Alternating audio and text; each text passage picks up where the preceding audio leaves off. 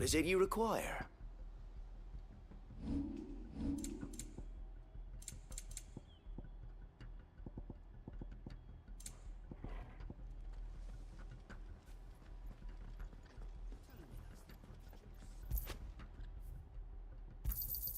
Will that be all? What is it you require?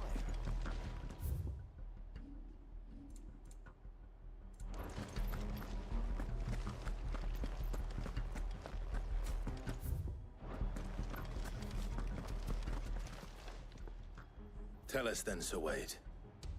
What is your plan? Will that be all? Nothing fancy.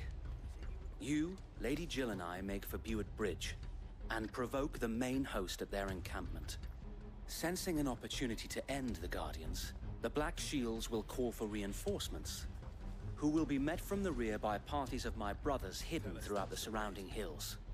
This will allow us to wage battle on the bridge without fear of being overwhelmed. While the Black Shields have an advantage in numbers, you see, they prefer to fight in small units, which we can use to our advantage. How small exactly? Small enough, now that I have you and Lady Jill for company. I doubt I could have done this on my own. But until we arrived, that was your plan. While the Black Shields have an advantage in numbers, you see, they prefer You haven't changed a bit. which we can use to our advantage. So Wade, How small exactly? the bearers from Old Hill have been laid to rest. Now that I have you and Very Lady good. Jill for company. Now make ready for battle. As you command. But until we arrived, that was your plan. You haven't changed a bit. Thank you, Sir Wade. So Wade, Perhaps now they will find peace. There is but one thing which will grant them peace. Putting an end to the Black Shields. And so we shall.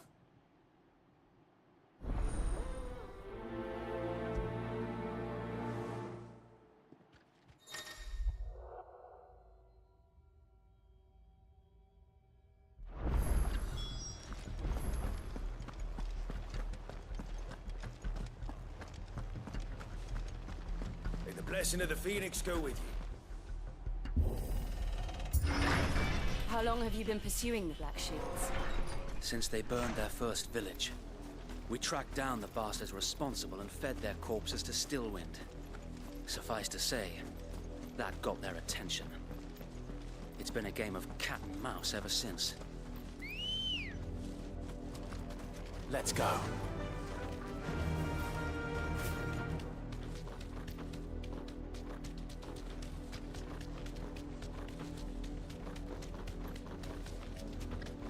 Look at me sideways. Come along now. The bastards are looking. There they are. On your command, my lord.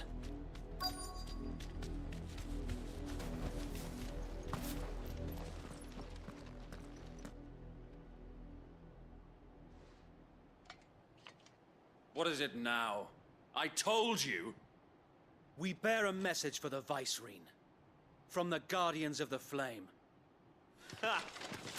You presume to tell us that a pair of filthy vagabonds, a woman and a dog, could guard aught against the might of the Black Shields? Then come! Die along with your flame! For Azaria! For Azaria! Your petty revolution ends here. On these our swords we swear.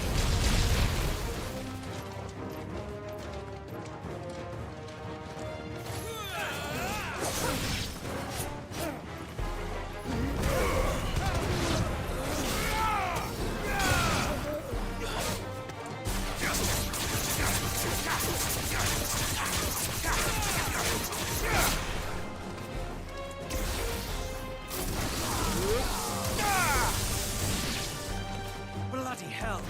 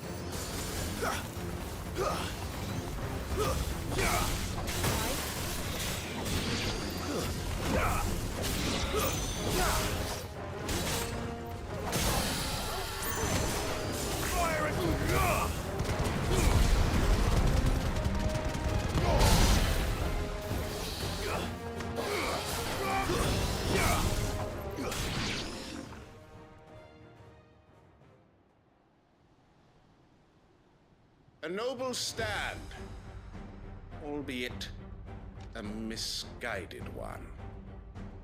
In taking it, you have but proven our point. That this land is in dire need of cleansing.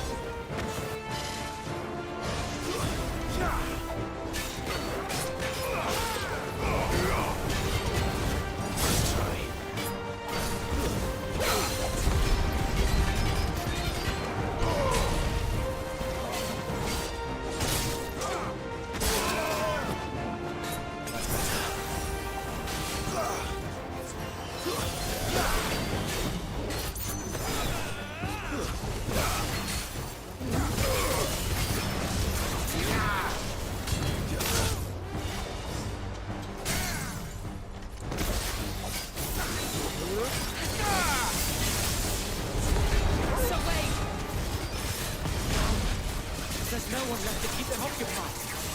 We need to finish this. You mean finish him? Right.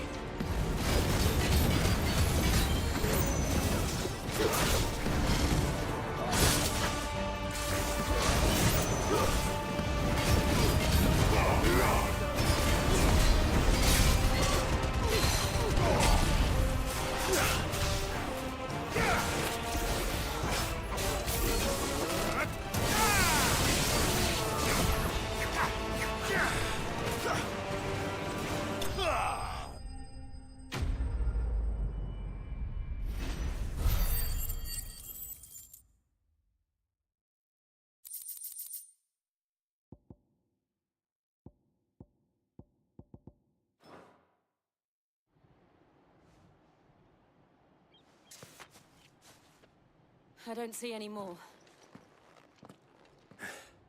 Nor do I. The plan worked.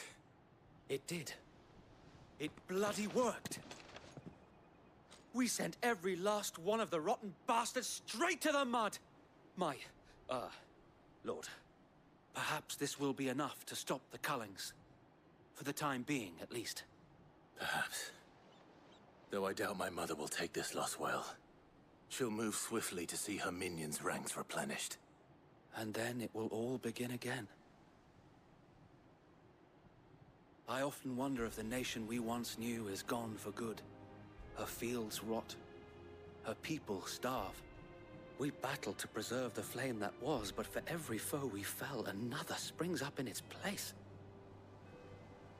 Yet be that as it may, it is still our home, and we must fight for it. As we always have, and always will.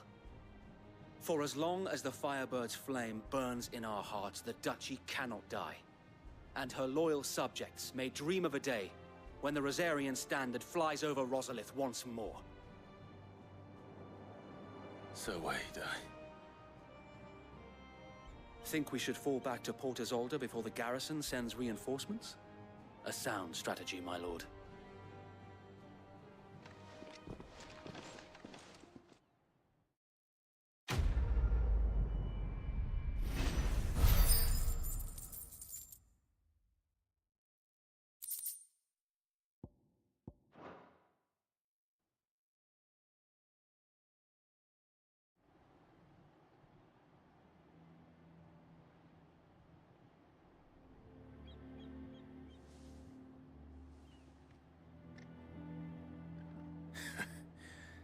And how long has my uncle been funding you and your comrades' endeavors?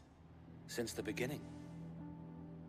Lord Byron was the first person I turned to after forming the Guardians. And had I known of this tunnel back then, I wouldn't almost have been hanged by the city guard for trying to sneak over the wall. I suppose a formal request for an audience would have appeared suspicious. And appearances must be maintained. Were the Vice-Regency to catch wind of Lord Byron's involvement in our movement, they'd seize his estate and send him to the gallows, where he would be of no use to anyone. And so, though it sickens him to the soul, he plays the part of the loyal lord, knowing that one wrong move might prove his downfall. It is why he remains ever vigilant. Don't be surprised if he refuses you an audience, especially since you're famously dead. Then I will have to think of a way to prove that I am neither wraith nor wrongdoer. I might have something which could help with the latter. It's the mark of the Guardians. Display it, and those who love Rosaria will know where your loyalties lie.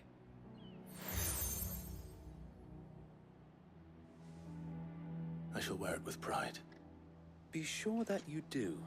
I don't want my men attacking you again. Unless you deserve it. If only Sir Tyler could have been here to see you. Or the Lord Commander. Thank you, Sir Wade. If there is ever anything you need. I know. Go on now, my lord.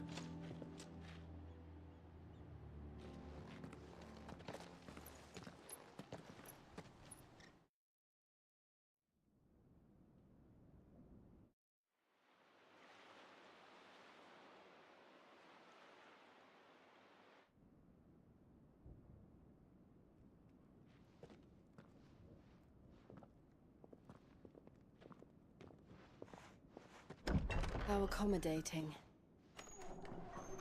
Do you really think they believe we are who we say we are? Not a chance.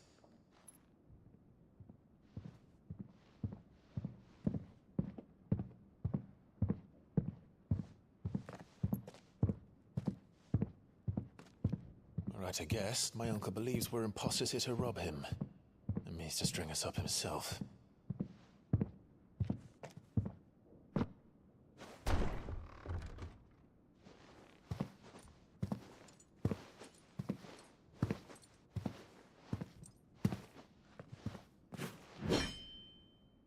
Imagine my surprise when I was told my nephew had come to visit.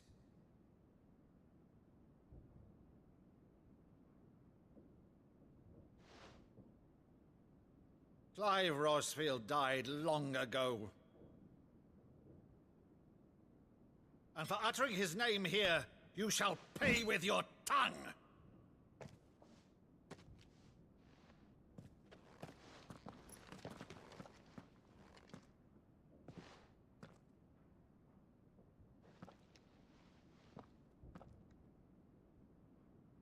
You would mock me as well?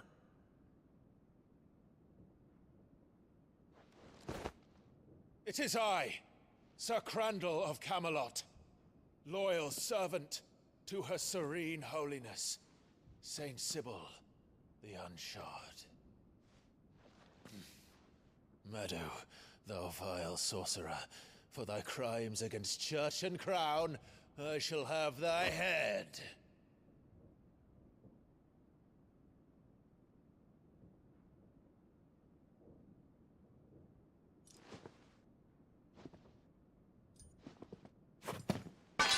Curse thee, infectious flax wench. Even in death, must thou plague me still? Very well. I shall open the gates of hell, that thou might see thy charge once more.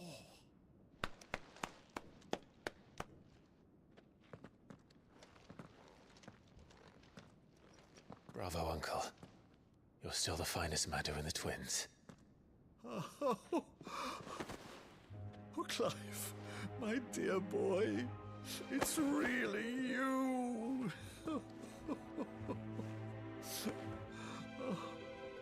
You always were fond of that scene from The Saint in the Sanctuary.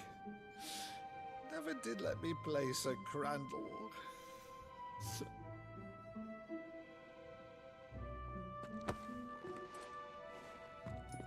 I have a favor to ask, Uncle Byron. Rutherford, inform the kitchens. There'll be guests. We dine immediately. But, Uncle... You can't very well regale me with the tale of your miraculous preservation on an empty stomach. Go on, sit.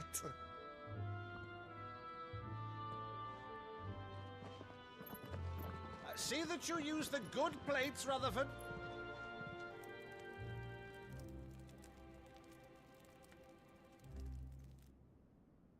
So you arrived late to one of her cullings, did you?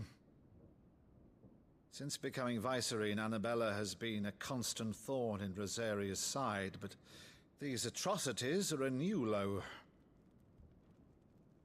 Something has changed. Quite what, I don't know, but the woman we knew is gone, and a monster sits in her place.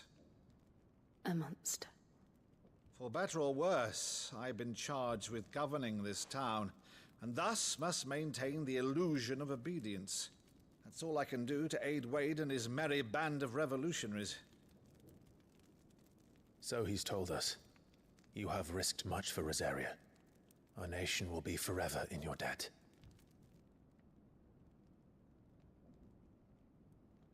It has been 20 years, Clive. The nation your father and your forefathers fought to defend is no more. Perhaps it would be otherwise had I the courage of my brother.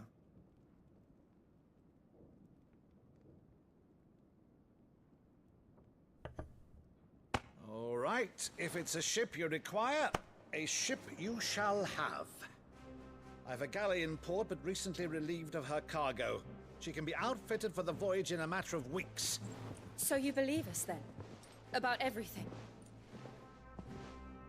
Believe you? Ha! Only a fool would believe even half of the things you claim.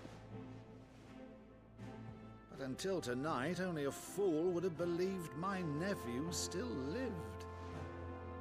And besides, I have it on good authority that Clive is telling the truth. Whose authority? By your own, of course. You've always been a terrible liar. Is that true? It's not untrue.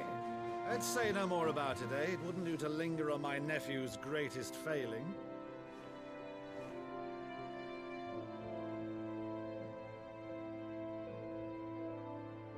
The one thing I cannot believe, though, is all this about you being Sid.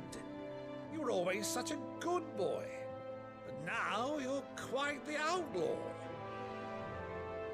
Which, if I'm not mistaken, would make me an outlaw's uncle. Right then, who shall we pillage first? Rutherford, fetch me my cutlass. This will be fun.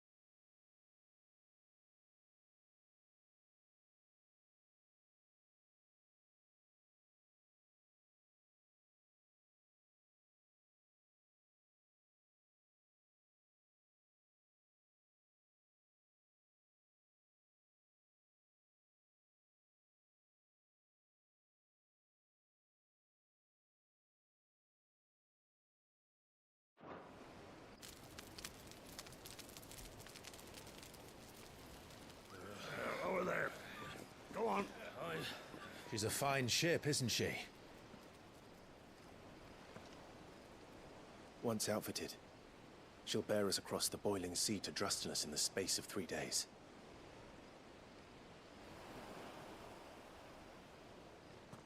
Something on your mind?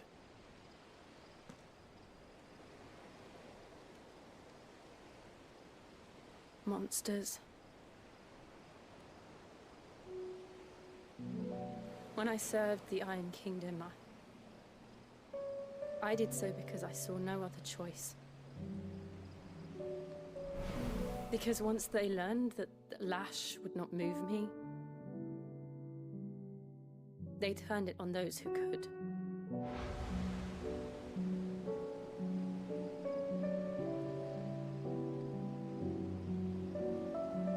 And so I became their puppet.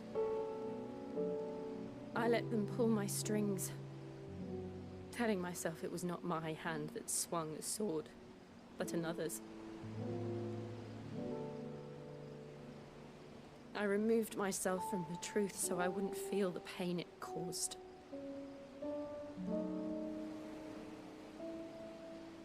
And before I knew it, I no longer felt anything. Anything at all.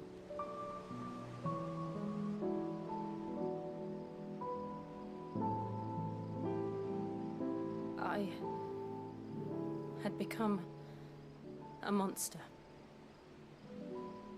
Jill.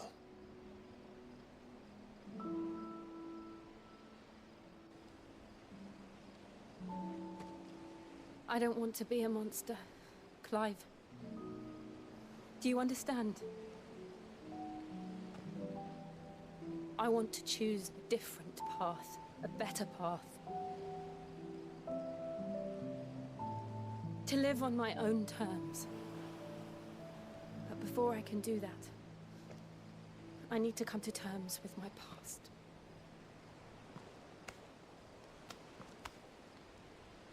And when you do, I'll be standing there with you, just as you stood with me.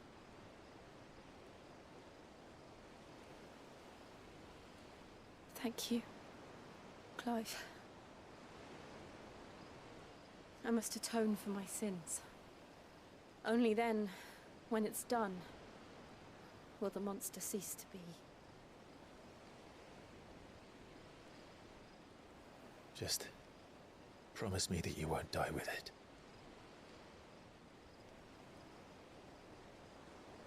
Now, let's get some sleep. The journey back to Benamir is long, and there is much to tell the others.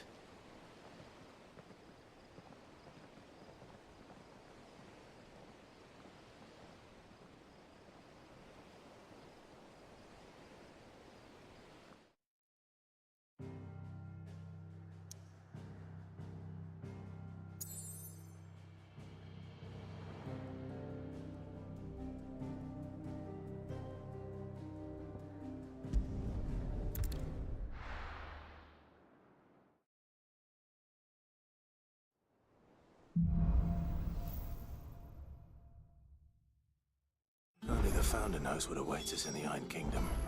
But Vivian could probably make an educated guess.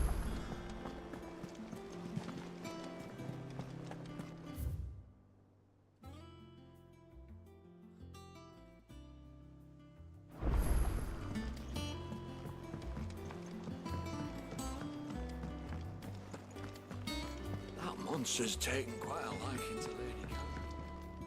Clive? What's Sancfordian, do you?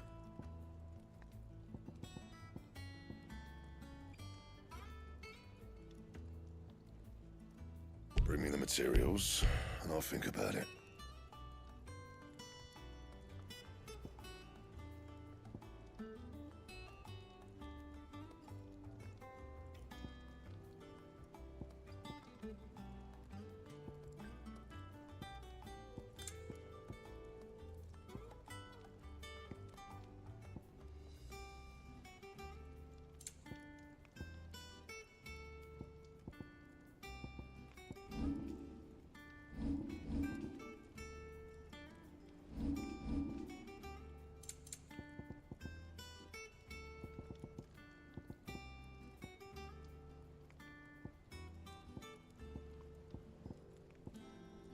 Don't waste my time. You ain't got the stuff. And how am I meant to do that then?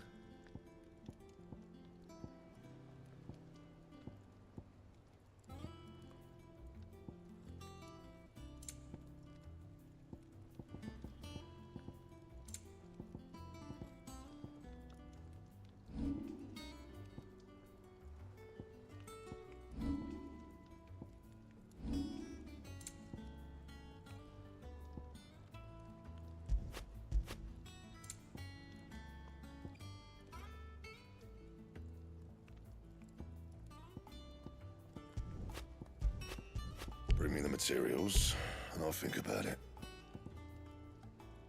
And how am I meant to do that then? Don't waste my time. You ain't got the stuff. And?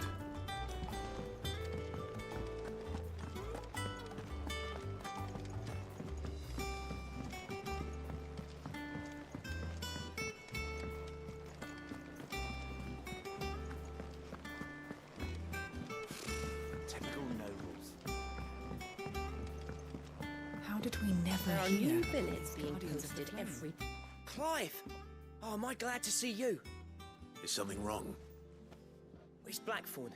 He ain't himself. And if I'm honest, he ain't been for a while. Yet normally it only takes a couple of drinks to perk him back up, but not this time. Something's getting him down. And whatever it is, he ain't telling. It's like he's lost his spark, you know? He's barely got enough fire in his belly to get the ump about stuff. But I'm thinking he might if we both bent his ear, because he respects you, innit? So, what do you say?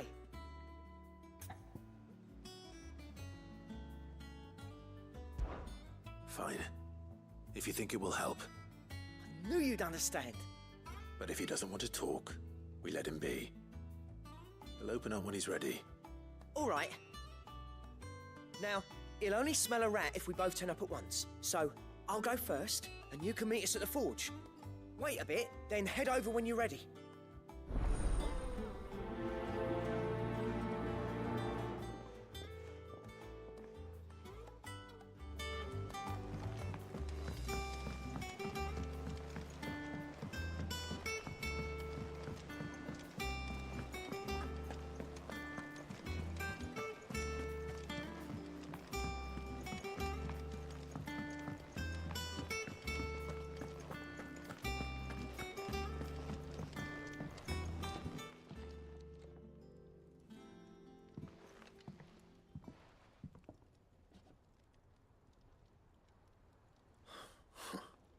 First August, and now you. What are you pair up to? What's it got to do with me? August was worried that something had been weighing on your mind. I thought you might want to talk about it. Did you now? I told you not to stick your nose in my business. What'd you go and do? Clive just wants to help, innit? What's so bad about that? Talk to him. You never know, you might feel better for getting it all out in the open. Please, mate. I'm worried about you. Phil, shut you up. It's nothing really. Stupid. Not the sort of thing you bother people about. Why don't you tell us all the same?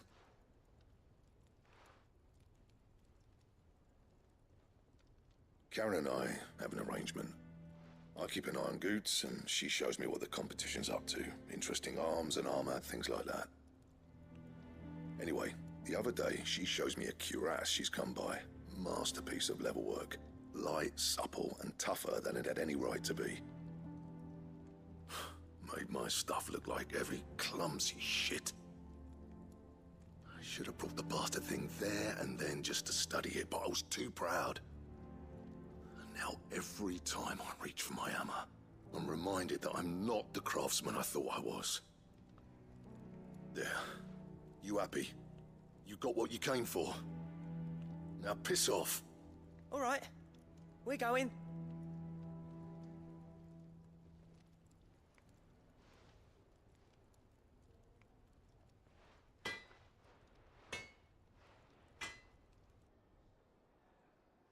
I always thought of old Blackthorn as a bit of a force of nature.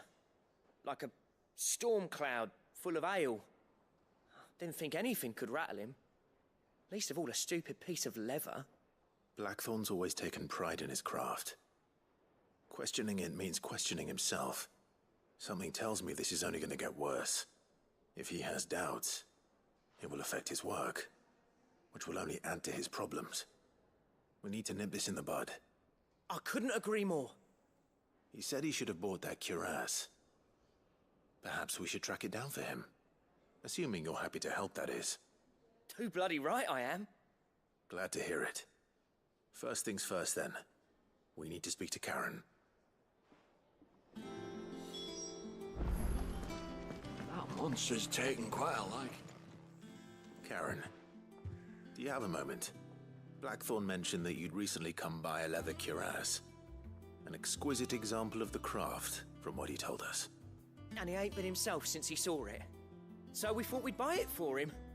Sorry, sold it already. Didn't think Blackthorn cared for it the way he turned his nose up. But it was nicely put together, that's for certain. Even if the bloke who made it is a bit of an odd one. Happened across him on my travels. Makes all his stuff to order, but the fella who commissioned it refused to pay. He didn't like the colour of summit. So I took it off his hands for a fair price. You don't know where we might find him, do you? Like I said, he's a bit of an odd one. Doesn't even have a workshop. He don't trust hunters neither, which means he spends as much time out tracking beasties as he does working their hides. I see. He did tell me something, though. Apparently, his next commission's for a set of griffin hide greaves. Here, there's a griffin on the hunt board. The curse breakers were placing bets on who'd bag it. Now, where the bleeding hell was it sighted? Somewhere in Sambrec, maybe? Care Northern, that was it. Thank you, Karen. We'd be lost without you. At least you admit it. So, it sounds like going after that griffin might be the best chance we have of finding our roaming leatherworker. I'll leave the hunting to you if you don't mind. While you get on with that, I'll ask around the markets. See if I can't sniff out who he is and where he's hiding. Good idea. Hopefully one of us will be able to track him down.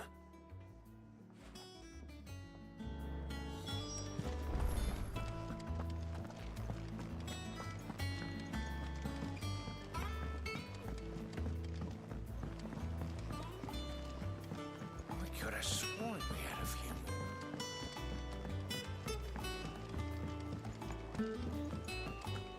How did we never hear these guardians of the flood?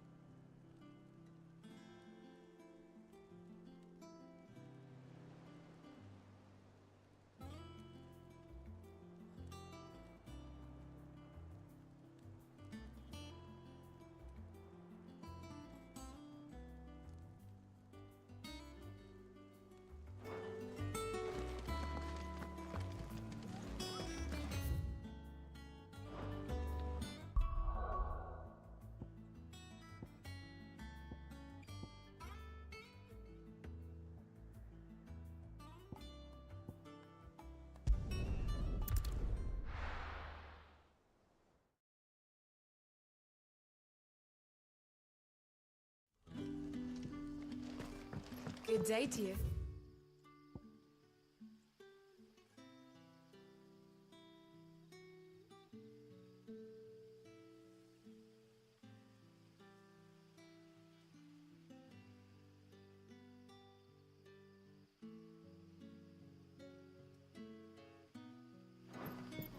Sid.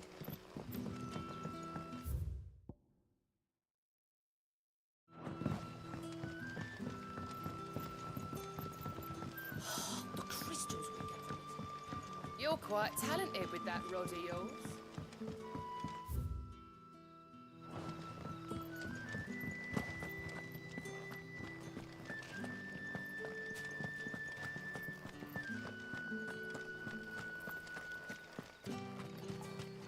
Ambrosia won't help me here.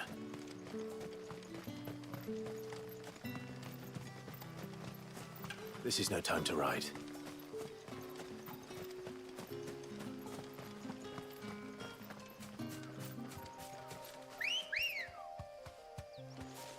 Let's go. Yeah!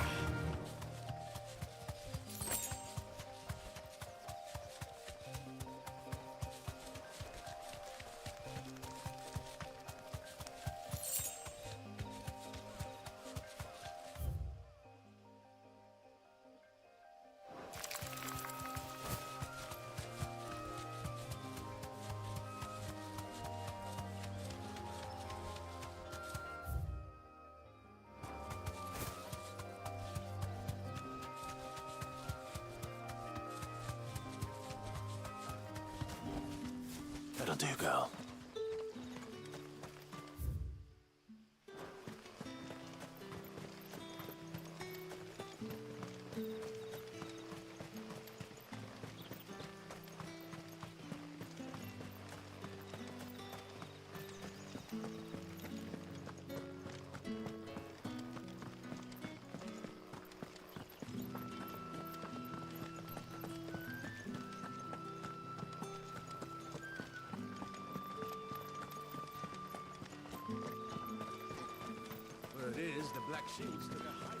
Ambrosia won't help me here.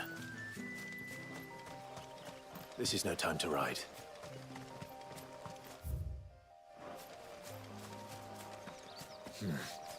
Not here.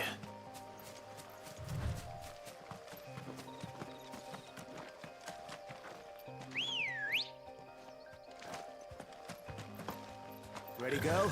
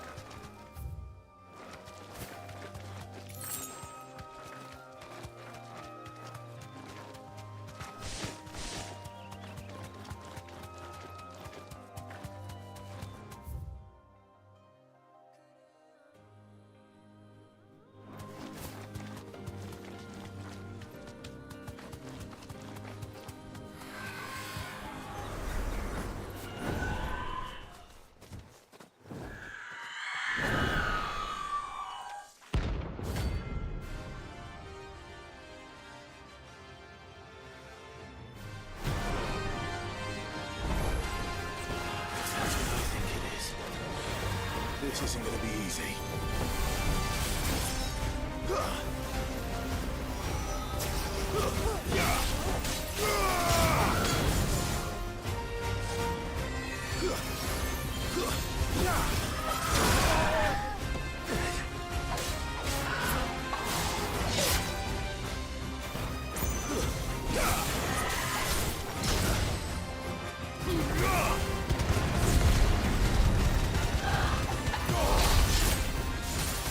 There's a good boy.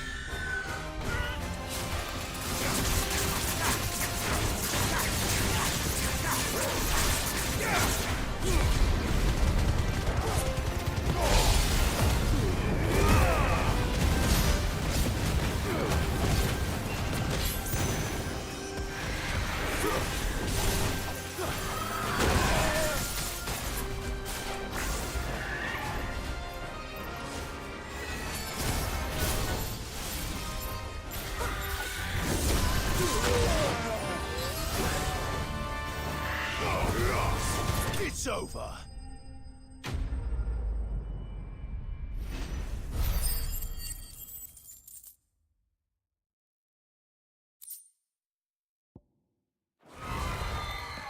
Rest well.